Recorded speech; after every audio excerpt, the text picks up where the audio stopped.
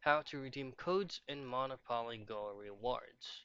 So all you have to do is just to visit their official site. But before that, your special or unique reward codes is usually be able to find in the physical box itself.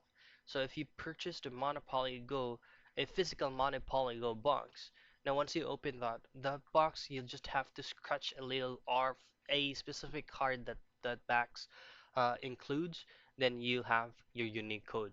Now for you to be able to redeem it, just use any preferred web browser, or you can even go to your mobile phone and use your browser.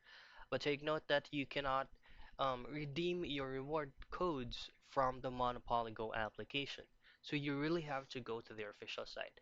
So just open up your preferred web browser and then just simply type in monopolygo.com and you should be able to see that specific results and just simply choose on the ones that is gonna be taking you out or redirecting you out to monopolygo.com's official site, which is gonna be this one.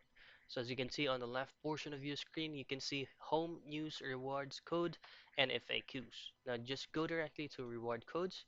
But before you can enter a code, you'll have to log into the same account that you're using from your phone. Once you've successfully logged in, just enter the code and just choose on redeem. And that's it. That's how you redeem codes in Monopoly Go.